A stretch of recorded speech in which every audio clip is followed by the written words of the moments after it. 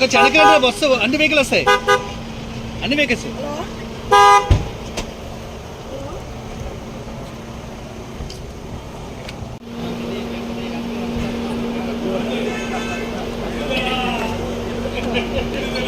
నేను చక్కగా కన్స్ట్రక్షన్ చేశాను.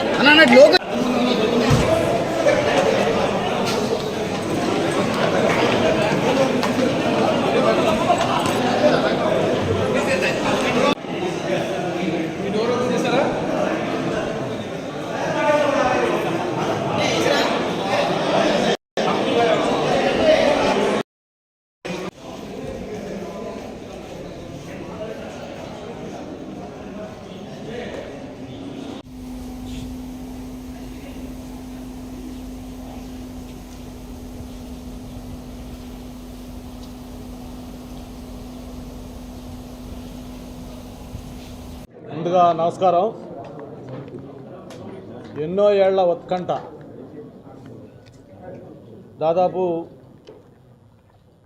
ఆంధ్రప్రదేశ్లో ఉన్న ప్రతి ఒక్కరు కూడా ఈ రాజ్మహల్ రహస్యం ఏంటో తెలుసుకోవాలని ఒక ఉత్సాహం, ఆతృత ప్రతి ఒక్కరికి ఉన్న నేపథ్యంలో ఈరోజు దాన్ని ఓపెన్ చేసి మీడియా సమక్షంలో అందరూ కూడా చూపించడం జరిగింది. సాక్షాత్తు చంద్రబాబు నాయుడు గారు, అలాగే పవన్ కళ్యాణ్ గారు వాళ్ళు కూడా ఇక్కడ ఏమవుతుందో తెలుసుకోవాలని ఇక్కడికి రావడం కోసం ప్రయత్నం చేస్తే ఆ రోజు నిర్మానుష్యంగా వాళ్ళని కూడా అడ్డుకోవటం, చివరికి ఇక్కడికి రావడానికి ప్రయత్నించిన వాళ్ళ మీద అక్రమ కేసులు కూడా పెడితే ఈరోజుకి ఇంకా మా సందీప్ కానీ, శ్రీనివాస్, ఇటువంటి వాళ్ళు మా వాళ్ళు ఎంతోమంది ఇంకా కేసులకి కోర్టుల చుట్టూ కూడా తిరుగుతూ ఉన్నారు. Ours is a big democratic country. భారతదేశం ప్రపంచంలోని అతి పెద్ద ప్రజాస్వామ్య దేశం. ఇటువంటి ప్రజాస్వామ్య దేశంలో ప్రభుత్వాలు ప్రతి 5 ఏళ్లకు ఒకసారి ఎలక్షన్ అయినప్పుడు ప్రజల ఆశీస్సులతోటి ప్రభుత్వాలు ఏర్పడుతూ ఉంటాయి. ఆ ప్రభుత్వాలు ఏర్పడినప్పుడు ప్రజల మన్ననలు పొందే విధంగా పరిపాలన చేస్తూ ఉంటాయి. అయితే దానికి భిన్నంగా 2019లో ఏదైతే జగన్మోహన్ రెడ్డి గారు ఒక్క ఛాన్స్ అని చెప్పని ఈ రాష్ట్రంలో అధికారంలోకి వచ్చారో, వచ్చిన దగ్గర నుంచి కూడా ఆయన పరిపాలన ఎలా సాగిందో మనం చూసాం. ఒక ప్రజావేదిక కూల్చివేతతోటి, ఒక విధ్వంసకరమైన యాక్టివిటీతోటి ఈ రాష్ట్రంలో పరిపాలన స్టార్ట్ అయింది. ఆ రోజు నుంచి ఆ 5 సంవత్సరాలు కూడా పూర్తిగా ఎక్కడా కూడా ఒక ప్రజాస్వామ్య పద్ధతులు పాటించకుండా పూర్తి నియంతృత్వ పోకడలో అన్డెమోక్రటిక్గా మరి ప్రతిపక్ష పార్టీలను కానీ, ఎవరైనా ప్రభుత్వాన్ని ప్రశ్నించే నాయకులను కానీ, వ్యక్తులను కానీ అణిచివేస్తూ ఆ పరిపాలన సాగింది. గవర్నమెంట్ మారినప్పుడు ముఖ్యమంత్రికి చాలా విశేష అధికారాలు ఉంటాయి. ఆయన క్యాపిటల్ అమరావతి అయినా సరే, నేను విశాఖపట్నంలో క్యాంప్ హౌస్ పెట్టుకుంటానంటే ఎవరు కూడా కాదనలేని విషయం. నేను క్యాంప్ హౌస్ పెట్టుకుంటాను, విశాఖపట్నంలో వచ్చి ఉండటానికి నాకు ఒక బంగ్లా కట్టుకుంటానంటే ఎవరు కూడా క్వశ్చన్ చేయలేని విషయం. కానీ దానికి భిన్నంగా విశాఖపట్నంలో రాజధాని అని చెప్పి అసెంబ్లీ సాక్షిగా అమరావతి రాజధాని అని చెప్పని అంగీకరించి మళ్ళీ అధికారంలోకి వచ్చిన తర్వాత దాని మీద యూటర్న్ తీసుకొని లేదు 3 రాజధానులు, Visakhapatnam executive capital, Amaravati legislative capital, Kurnool judicial capital అని చెప్పని ఆయన మాట తప్పి మడం తిప్పి అక్కడ యూటర్న్ సంబంధించి ఇవన్నీ కూడా కొన్ని అనుమతులు పొందలేదు కాబట్టి దీన్ని కూల్చేస్తున్నామని చెప్పని ఈ ప్రపంచంలోనే మొట్టమొదటిసారిగా ప్రభుత్వ భవనాన్ని ప్రభుత్వమే కూల్చివేయటం ఒక జగన్మోహన్ రెడ్డి గారి నాయకత్వంలో ప్రజావేదిక ద్వారా రుజువైంది. మరి ఆ రోజు దానికి అనుమతులు లేవు అని చెప్పిన దాన్ని అంత అమానుషంగా దాన్ని ఆ విధంగా కనీసం అది నట్ అండ్ బోల్ట్తో ఉంటే దాన్ని ఎవరికైనా ఆలోచన ఉంటే ఒకవేళ వద్దనుకుంటే దాన్ని ఒక 1 అవర్లో మొత్తం బోల్ట్లన్నీ ఓడ తీసేసి ప్యాక్ చేసి అది ఇంకొంచెం వాడుకోవచ్చు. అలా కాకుండా దాన్ని విధ్వంసం సృష్టించాలనే ఉద్దేశంతో జేసీబీలు ప్రక్కలైన మిషన్లు తెచ్చి దాన్ని కూల్చేసిన విధానం మనకు గుర్తుంది. మరి ఆ రోజు అనుమతులు లేవని చెప్పిన దాన్ని కూల్చేస్తే మరి ఈరోజు ఈ రాజమహల్కి ఏం అనుమతులు ఉన్నాయనేది ఒకసారి అందరూ ఆలోచించాల్సిన అవసరం ఉంది. గ్రీన్ ట్రిబ్యునల్ దగ్గర నుంచి అన్నీ దీనికి అనుమతులు ఎక్కడా కూడా లేవని చెప్పి ఎన్నోసార్లు చెప్పారు. ఎక్స్పర్ట్స్ కమిటీ నియమించారు దీని మీద. కోర్టు నియమిస్తే న్యాయస్థానం కూడా చెరువుకి బురిడి కొట్టించే విధంగా వాళ్ళు అఫిడవిట్లు న్యాయస్థానానికి కూడా తప్పుడు నివేదికలు ఇచ్చారు. ఇది మేము ఇంత నిర్మాణం చేస్తూ ఉన్నాం, ఇది టూరిజం తరఫున చేస్తున్నాం అని చెప్పి ఈరోజు కూడా దాని మీద ఏంటి అనేది కూడా చేయలేకపోయారు. అంటే చివరికి ఏ స్థాయికి దిగజారంటే దీని ఇనాగరేషన్ కూడా అత్యంత రహస్యంగా గోప్యంగా టూరిజం మినిస్టర్ వచ్చి 3వ కంటికి చెప్పకుండా దీన్ని ఇనాగరేట్ చేశామని చెప్పని మమ అనిపించారు. దాదాపు 500 కోట్ల రూపాయలు ప్రజాధనం వ్యయం చేసి మీరు కూడా చూశారు లోపలంతా ఒక్కొక్క హాల్ కానీ లేకపోతే కింద మార్బుల్స్ కానీ లేకపోతే శానిటరీ ఫిట్టింగ్స్ కానీ ఫర్నిచర్ కానీ ఇవన్నీ కూడా పూర్వకాలంలో మనం సద్దాం హుస్సేను అలాగే మనం బెంగళూరులో బళ్ళారి గాలి జనార్దన్ రెడ్డి గారు ఇటువంటి కొన్ని మనం టీవీల్లో పేపర్లో వీడియోల్లో చూసేవాళ్ళం. మరి వాటిని తలదన్నే విధంగా మళ్ళీ ఇందులో కూడా ఒక్కొక్క హాల్స్ కూడా ఎంతంత విశాలంగా ఉన్నాయో ఏ విధంగా ఉన్నాయో ఓకే రైట్ డెఫినెట్గా కొన్ని ప్రభుత్వ కార్యాలయాలు స్పేషియస్ కడతారు. కానీ ఇంత వివాదాస్పదం చేసి ఇంత లగ్జరియస్గా 500 కోట్ల రూపాయలు వెచ్చించి దీన్ని ఈ విధంగా చేయటం ఒక జగన్మోహన్ రెడ్డి గారికి చెల్లింది. అయితే ఇప్పుడు మా సందీప్ చెప్తా ఉన్నాడు అదేదో సినిమాలో కోరిక తీరక ఏదో అట్లా అవుతారని చెప్పని ఆయన కూడా పాపం ఎంత ముచ్చటపడి మోజుపడి కనీసం ఇక్కడికి వచ్చి చూసుకోలేదు దీన్ని. ఒక్కసారి హెలికాప్టర్ ద్వారా ఏరియల్ సర్వే చేసుకున్నాడు. ఓహో ఇదా ఈ కొండపైన ఉండిపోతాను అన్నది. మరి చివరికి ఆయన చూసుకోకుండానే ఆయన పదవి దిగిపోవడం కూడా జరిగింది.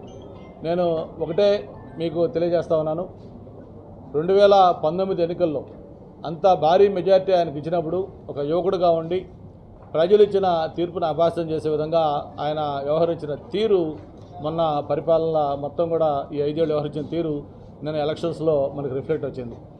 నేను మొన్నటిదాకా చెప్తా ఉండేవాడిని వైఎస్ఆర్ పార్టీ గురించి మాట్లాడుతున్నప్పుడు it is a sinking boat అని. అంటే అది ఆ ప్రజెంట్ టెన్స్ అప్పుడు చెప్పాను నేను, అది పడవ మునిగిపోతున్న పడవ కాబట్టి ఇంకా ఆ పడవలో ఎవరు ఉండలేరని. ఈరోజు అయిపోయింది, అది పడవ మునిగిపోయింది. వైఎస్ఆర్ పార్టీ అనే పడవ ఆల్రెడీ మునిగిపోయింది. ఇంకా అది ఒక చరిత్ర. మరి ఎప్పుడు ఆంధ్రప్రదేశ్ చరిత్రలో 93% స్ట్రైకింగ్ రేట్ తోటి అంటే 175 స్థానాలకి 164 స్థానాలు. మరి అంటే అదొక హిస్టరీ, అంటే మామూలు హిస్టరీ కాదు. ఒక ఎమ్మెల్యేలు కూడా తీసుకుంటే మెజారిటీలు ముఖ్యంగా ఆయన ఎక్కడైతే రాజధాని అని చెప్పని చాలా ఘనంగా చెప్పుకున్నాడు ఆ విశాఖపట్నం, ప్రత్యేకించి భీమిలి, అది ఈ ప్రాంతం నేను రిప్రజెంట్ చేస్తున్న ప్రాంతం. ఎక్కడ కూడా నీ రాజధాని మాకు వద్దు బాబు, మేమేదో ప్రశాంతంగా ఉండాలి, మాకు ఎట్టి పరిస్థితుల్లో కూడా నీ రాజధాని యాక్సెప్ట్ చేయట్లేదని చెప్పని 92,401 ఓట్లతోటి భీమిలిలో ఎమ్మెల్యేగా గెలిపించారు. అంటేనే లాసిన్కే అంటే అంతేకాదు 3 నారా లోకేష్కి వస్తే 4వది పెందుతుల పంచకల రమేష్. అంటే ఇట్లా దాదాపు విశాఖపట్నం పార్లమెంట్లో అన్నీ కూడా 60,000, 70,000, 80,000, 90,000 మెజార్టీలతో గెలిపించారంటే జగన్మోహన్ రెడ్డి గారి యొక్క రాజధానిని విశాఖపట్నం ప్రజలు ఈ మామూలుగా పెద్దలు చెప్తారు మూర్ఖుడే రాజు అయితే ఎలా ఉంటుందో మనం చూసాం. అంటే ఒక రిథం లేదు, ఒక లాజిక్ లేదు, ఒక పద్ధతి లేదు. తన మనసు మరి అన్నేళ్ల అనుభవం ఉన్న చంద్రబాబు నాయుడు గారిని అక్రమంగా అరెస్ట్ చేయడం కావచ్చు, లేకపోతే ఇటువంటి నిర్మాణాలు కావచ్చు, లేకపోతే రాజధాని దాదాపు 70-80% పూర్తయి ఉంటే దాన్ని అర్ధాంతరంగా దాన్ని ఆపేసి దాన్ని ఒక స్పెషల్ లాగా చేసిన భర్త కావచ్చు. మరి ఆంధ్రుల జీవనాడి పోలవరం మేము 5 ఏళ్లలో 70% కంప్లీట్ చేసి ఆయనకి హ్యాండ్ ఓవర్ చేస్తే ఈ 5 ఏళ్లలో కనీసం 4-5% కూడా కంప్లీట్ చేయకుండా దాన్ని పక్కన పెట్టిన విధానం కావచ్చు. ఇట్లా ఎన్ని రకాల ప్రజా వ్యతిరేక కార్యక్రమాలు చేయాలో అవన్నీ కూడా చేసి ఇది మొత్తం ఆయన ప్రజల దీనికేంటో ఆగ్రహానికి ఎంత గురయ్యాడు కూడా మనం చూస్తూ ఉన్నాం.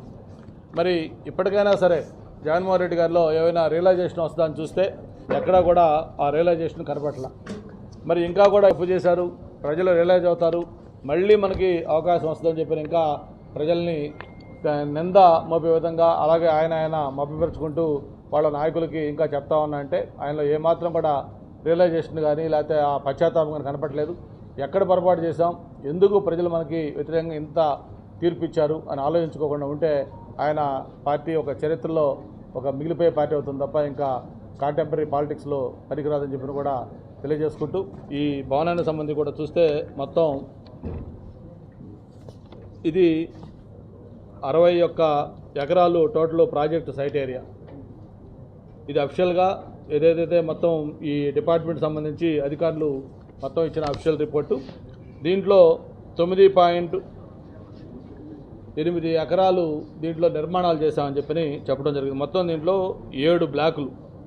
7 బ్లాకుల్లో కూడా ఒకటి విజయనగర బ్లాకు, రెండోది కళింగ, అలాగే చోళ, పల్లవ, గజపతి, వెంగి, ఇట్లా ఈస్టర్న్ గంగ, మొత్తం ఇట్లా 7 బ్లాకులు కలిసినప్పుడు ఏదైతే పాత బిల్డింగ్ డిస్మాంటిల్ చేసినప్పుడు జనరల్గా సిస్టమ్ ఏంటంటే దాన్ని టెండర్లు పిలుస్తారు. ఎవరికైనా పిలుచుకొని దాన్ని డిస్మాంటిల్ చేసి ఆ మెటీరియల్ తీసుకెళ్ళి కొంత గవర్నమెంట్కి మళ్ళీ పే చేసే సిస్టమ్ కూడా ఉంటుంది. అలా కాకుండా దానికి ఏమీ లేకుండా న్యాయస్థానాలు అంగీకరించలేదు, అంగీకరించకపోయినా కూడా నేను వచ్చే ఉంటానని చెప్పని ఇక్కడ చెప్పడం జరిగింది.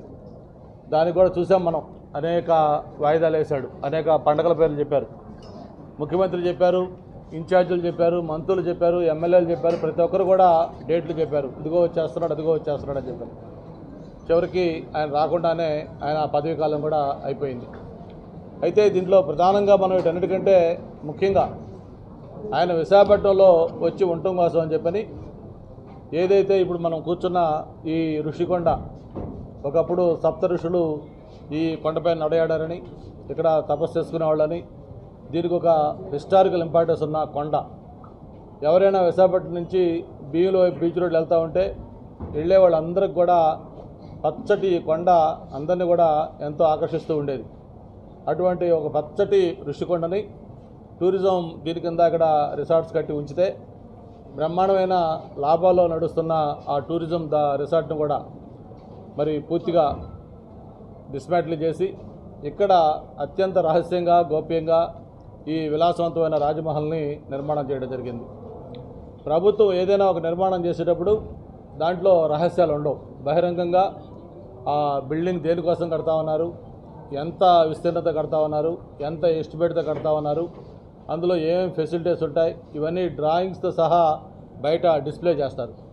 కానీ దానికి భిన్నంగా దీన్ని అత్యంత గోప్యంగా, నాకు తెలిసి బహుశా ఈ దేశంలో ఏ భవనం కూడా ఇంత వివాదాస్పదం కానీ ఇంత సెన్సేషనల్ కానీ క్రియేట్ చేసి ఉండదు. ఎందుకంటే ఆది నుంచి కూడా ఈ బిల్డింగు స్టార్ట్ చేసిన దగ్గర నుంచి కూడా అన్ని వివాదాలే. ఎందుకంటే ఈ ఋషికొండ ఏదైతే హిస్టారికల్ ఇంపార్టెన్స్ ఉన్న కొండని, ఆ పచ్చటి గ్రీనరీగా ఉన్న కొండని విధ్వంసం చేసి దీన్ని బోడిగుండు చేయడం కానీ, లేకపోతే లాభాల్లో నడుస్తున్న టూరిజం దాన్ని ధ్వంసం చేసి ఇక్కడ ఆయన క్యాంప్ ఆఫీసర్ని చెప్పి కట్టుకోవడం కానీ దాన్ని క్యాంప్ ఆఫీసర్ని ధైర్యంగా చెప్పి కట్టే ధైర్యం కూడా చేయలేకపోయారు. ముందు టూరిజం అన్నారు, లేకపోతే దీనికి రకరకాల పేర్లు చెప్పారు, దీన్ని 5 స్టార్ హోటల్ అన్నారు, కొంతకాలం లేదు ముఖ్యమంత్రి క్యాంప్ ఆఫీస్ అన్నారు, చివరికి వెబ్సైట్లో పెట్టి మళ్ళీ దాన్ని కూడా ఒట్టిదే ఇది కరెక్ట్ కాదు, ఇది చివరికి టూరిజం అని చెప్పి కూడా చెప్పడం జరిగింది. దాని ఎస్టిమేట్లు కూడా చాలా గోప్యంగా ఉంచారు. ఫేజ్ 1 అన్నారు, ఫేజ్ 2 అన్నారు, ల్యాండ్స్కేపింగ్ ఎంత పెట్టారు, డిస్మాంట్లింగ్ ఎంత చేశారు, ఇవన్నీ కూడా ప్రతిదీ వివాదాస్పదమైంది. మామూలుగా మిమ్మల్ని ఒకటే నేను అడుగుతా ఉన్నాను మీడియా ద్వారా జగన్మోహన్ రెడ్డి గారికి, ఆ రోజు ప్రజావేదిక కూల్చివేసినప్పుడు ఆయన చెప్పిన కారణం ఏంటో ఒకసారి మీరు గుర్తు చేసుకోండి.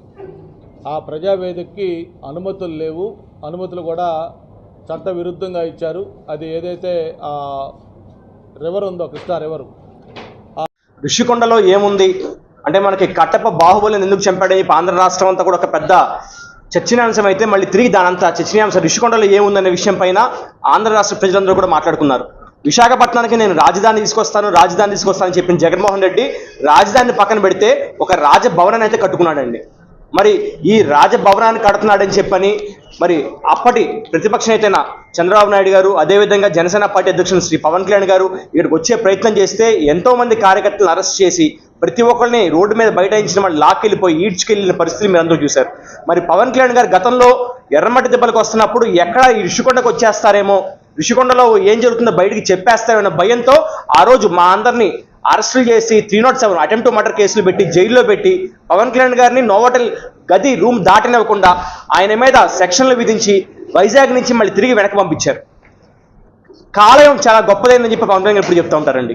మరి ఈరోజు ఆ కాలం కాస్త రివర్స్ అయింది.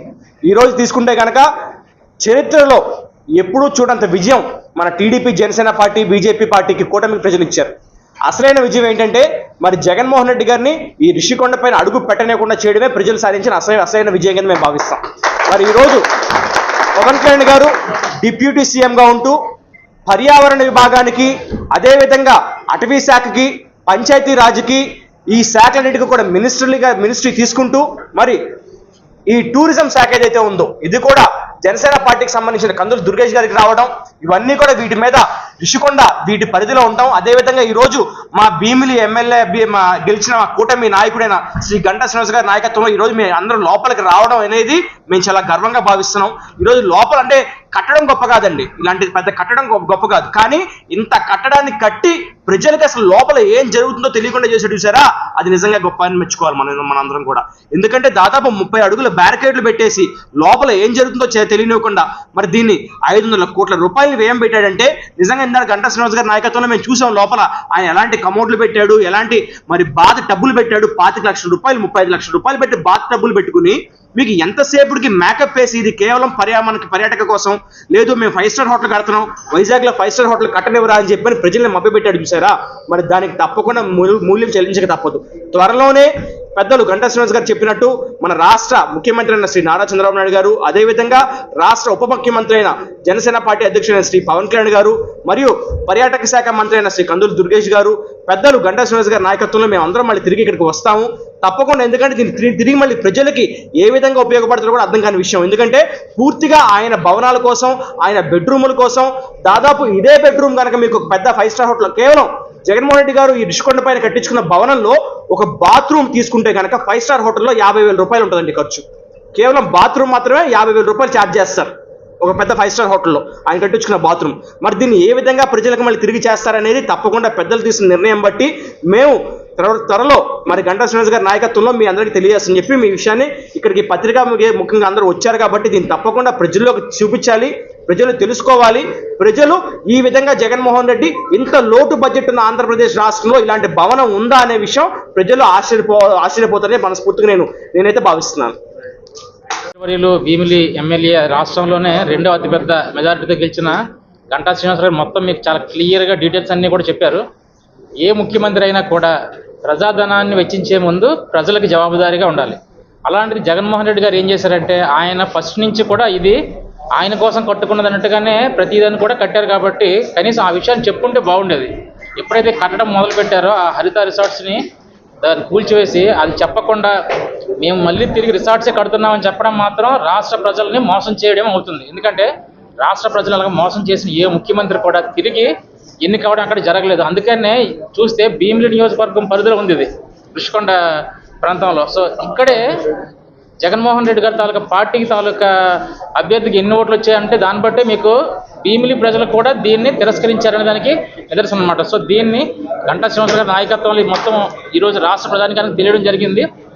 ఇప్పుడు ఆయన చెప్పినట్టు దీన్ని ఏ రకంగా ప్రభుత్వం ఈ ప్రభుత్వం నారా చంద్రబాబు గారు చూసిన తర్వాత వాడుకోవాలో నిర్ణయం తీసుకోవడం, నెక్స్ట్ ఇది ప్రజలకు ఇది ఏ రకంగా పనికొస్తుంది అనే దాని మీదే ఇది నిర్ణయం తీసుకోబడుతుంది. కాబట్టి 500 కోట్ల ప్రజాధనాన్ని వెచ్చించిన ముఖ్యమంత్రిగా జగన్మోహన్ రెడ్డి గారు మాత్రం చరిత్రలో నిలిచిపోవడం మాత్రం ఖాయం. సో దీన్ని మన కూటమి మాత్రం ప్రజలకు ఏ రకంగా ఉపయోగపడుతుంది, ఏ రకంగా దీన్ని వాడాలి అనే దాని మీద ఒక సరైన నిర్ణయం తీసుకోబోతుందని చెప్పి మీ అందరికీ తెలియజేసుకుంటున్నాం.